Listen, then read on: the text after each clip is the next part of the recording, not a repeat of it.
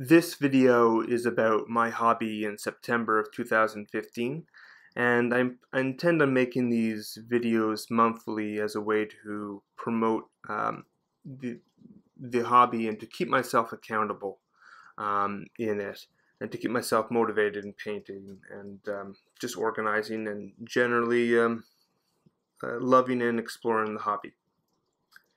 And so this month, about the first 2 weeks of September, um, we just moved into an apartment, so I spent the first about 2 weeks or so unpacking and getting organized. I didn't do any painting during that period.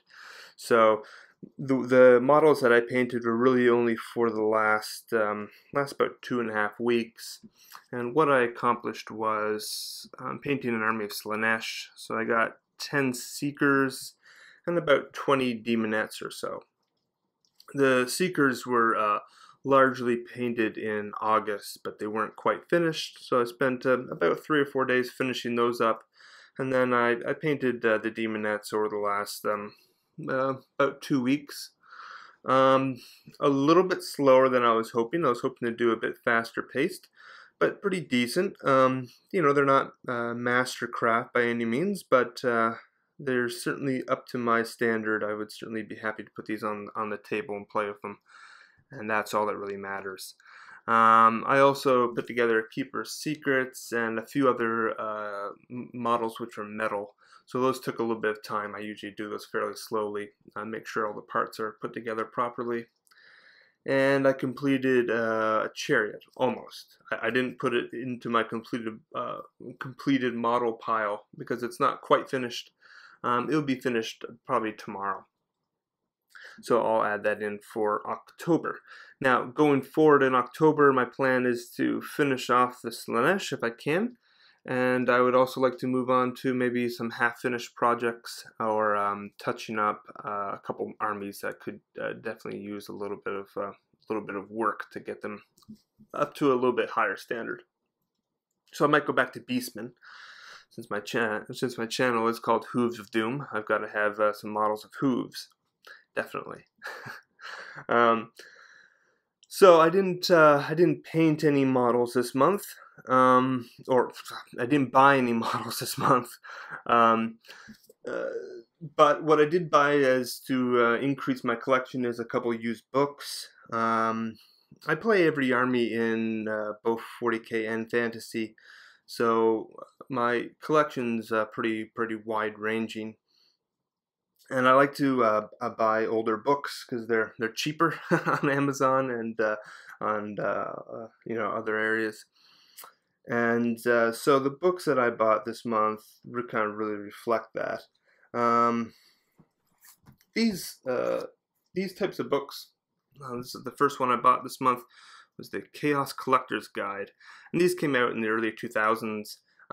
They're kind of an interesting book. They go over the models in a particular range. Sometimes back into the 80s. Sometimes they're not completely comprehensive. In most cases, though, that they do go back almost like about first or second edition models.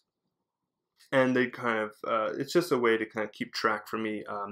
One thing you'll notice, if you actually get like a bunch of older models and like if you buy them off eBay or something, really difficult to figure out what year maybe they came out or when they were produced. It can get pretty complicated, and identifying what is what can actually be really complicated too. If you go back into the models during the 80s and you're really trying to find out, is this a special character or is it some unit champion or whatever? It's because it's really difficult to find the proper books that will actually highlight that. And GW is pretty bad at identifying what is what in their collection.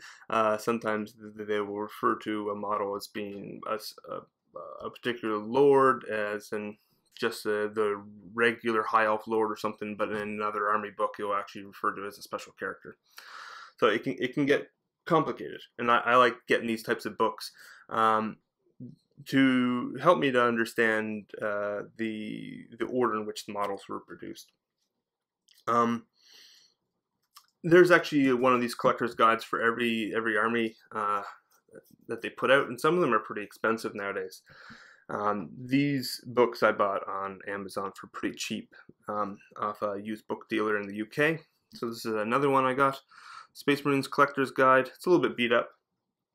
It was supposed to be the Chaos Space Marines Collector's Guide. They sent me the wrong one because I don't have either. I wasn't too concerned about it. Again, it only cost a couple dollars. So I was happy with that. And my last video for the Warhammer topic of the week a week ago was the other Warhammer game, and I chose Battlefleet Gothic. It's something I really liked, and I've been watching some videos on Battlefleet Gothic as well on YouTube. And so I got the Battlefleet Gothic 2002 Annual. It's an interesting little book. Again, it wasn't that expensive. I think it was $12 or something. And I'm sure you can find all the rules available online. But the good thing about it is it does. I like having the book for one thing, but it features rules for a few other races and a few other ships and things like that weren't in the original rule book. So that's a valuable value to me. And I bought the Warhammer 40,000 White Dwarf Compendium. And this came out in 1989. So 2 years after Rogue Trader was released, and it's the accumulation of all the articles on Rogue Trader or on Warhammer 40,000 that were in White Dwarf. So it features a lot of interesting rules. If you like Beastmen, you can play Beastmen in 40k in this book. And it features some interesting artwork and just a lot of early things which I find really interesting. I might do a video on the book sometime later. So that's the hobby for me in September. I painted some models and added a few older books to my collection. And I'll try to make another video for October. Have a good one. Bye.